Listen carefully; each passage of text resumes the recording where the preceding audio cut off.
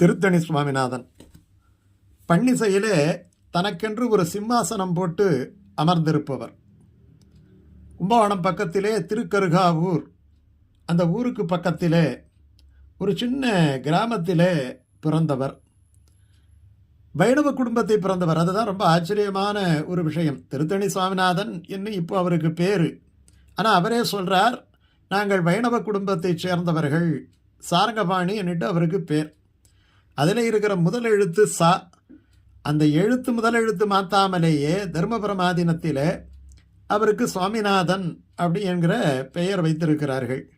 அது எப்படி திருத்தணி சுவாமிநாதன் அப்படின்ட்டு இவர் ஆனார்னா, இவருடைய பிறந்த ஊர் திருத்தணி கிடையாது. ஆனால் ஒரு 25 ஆண்டு காலம் திருத்தணியிலே ஓதுவார் அந்த வேலையை பார்த்ததினாலே இந்த திருத்தணி என்கிற அந்த ஒட்டு இவர் பெயரோடு இணைந்தது.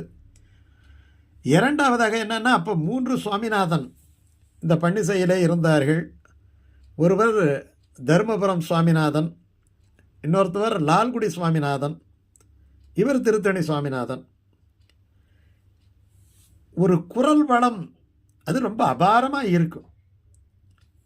அந்த பன்னிசையிலே அந்த விருத்தமாக இருக்கட்டும், இல்லாட்டி போனால் அவர் பல்வேறு தாளங்களிலே பாடுவது இருக்கட்டும், அப்படியே நம்மை ஈர்க்கும். அந்த கூட்டத்தை கட்டு போட்டு அப்படியே உட்கார வைக்கக்கூடிய ஆற்றல் இவருடைய பன்னிசைக்கு உண்டு. பல நேரத்தில் நான் நினைத்து கொள்வது,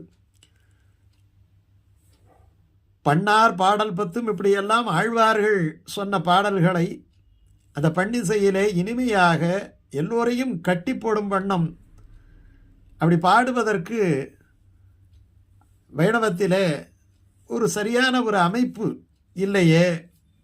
ஓதுவார் மூர்த்திகளெல்லாம் தேவாரம் எப்படி பாடி மிக அழகாக, ஏன்னா அந்த தேவாரத்தை பாடும் பொழுது சில பேர் புத்தகம் வச்சுக்கிட்டு கண்ணீர் விட்டு அந்த திருவாசகத்தையும் தேவாரத்தையும் திருப்புகழையும் இவர் பாடும்போது கேட்கின்றவர்கள். இவரிடத்துல இன்னொரு அற்புதமான பழக்கத்தை பார்த்துருக்கிறேன். எல்லாமே கண்டபாடமாக சுத்தமான உச்சரிப்பில், அது ரொம்ப ரொம்ப முக்கியம். இவரே ஒரு முறை சொல்லி இருக்கிறார், அதாவது தேவார பண்கள் பாடுவதற்கு இசையறிவு மட்டும் இருந்தால் போதாது, அதற்கு தமிழறிவும் வேண்டும்.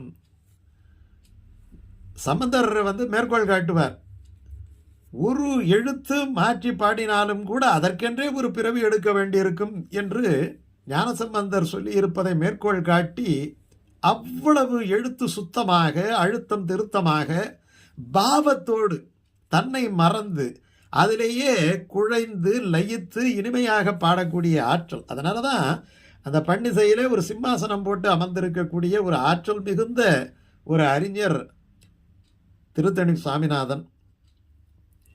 அவருடைய பாடல் நம்முடைய தமிழ் சமூகத்துக்கு செய்த சேவை எத்தனையோ சேவை.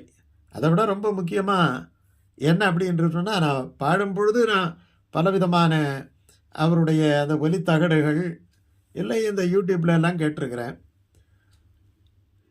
பல விஷயங்கள், பல பாடல்கள் நம்முடைய மனதை அப்படியே நெகிழச் செய்வதாக அமைந்திருக்கின்றன. அதுக்கு காரணம் என்ன அப்படி என்று சொன்னால், முதலிலே அந்த அர்த்தத்தை நம்ம ஒரு தேவாரம் பாடுறோம், இல்லாட்டி ஒரு திருப்புகழ் பாடுறோம், ஒரு திருமூலருடைய திருமந்திரம், உள்ளம் பெருங்கோயில் ஊருடம்பு ஆலயம், அதை சிவரஞ்சனையில் அவர் பாடுவார் பாருங்க.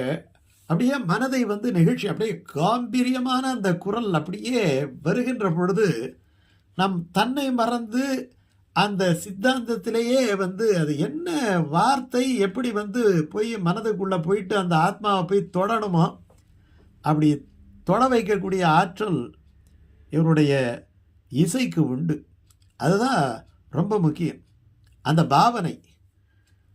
பாவனை, அந்த உருக்கம், கண்ணை மறந்து அவர் பாடுகின்ற பொழுது அந்த பாடலிலேயே தன்னை கரைத்து கொள்ளுகின்ற தன்மை, இதெல்லாம் இருக்கக்கூடியவர். எதிர்க்க யார் என்ன இதெல்லாம் பார்க்க மாட்டார். கண்ணை மூடிக்கொண்டு பாடினால் அவ்வளவு அபாரமாக இருக்கும். ரொம்ப எளிமையானவர், ரொம்ப ரொம்ப எளிமையானவர்.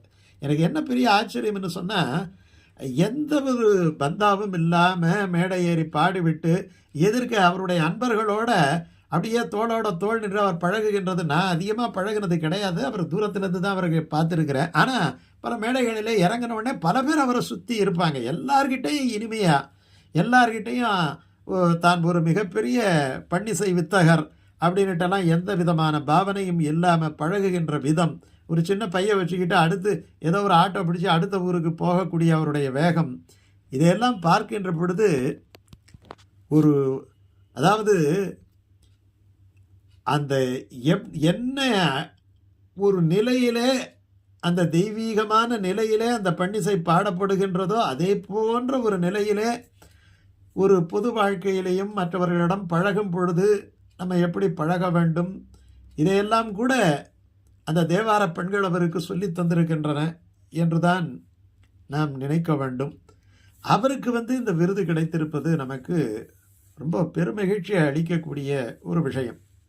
நம்ம நேரடியாக பழக்கம் இல்லாட்டி போனாலும் அந்த விருது திருத்தணி சுவாமிநாதன் போதுவாருக்கு கொடுக்கப்பட்டிருக்கிறது இந்த கேள்விப்பட்ட உடனேயே மிகச்சரியாக தேர்வு செய்யப்பட்டு இவருக்கு தந்திருக்கிறார்களே, மிக சரியான நேரத்திலே அந்த விருது இவருக்கு கொடுத்திருக்கிறார்களே. எத்தனையோ விருதுகள் இருந்தாலும் மத்திய அரசால் வழங்கப்படுகின்ற உயரிய விருதுகளிலே ஒன்றான இந்த பத்மஸ்ரீ விருது அவருக்கு கொடுத்திருப்பது தமிழ் கூறும் நல்லுலகத்துக்கும், சைவ உலகத்துக்கும், பன்னிசை உலகத்துக்கும், தமிழிசை உலகத்துக்கும் கிடைத்திருக்கக்கூடிய ஒரு மகத்தான விருது என்றுதான் நாம் எடுத்துக்கொள்ள வேண்டும்.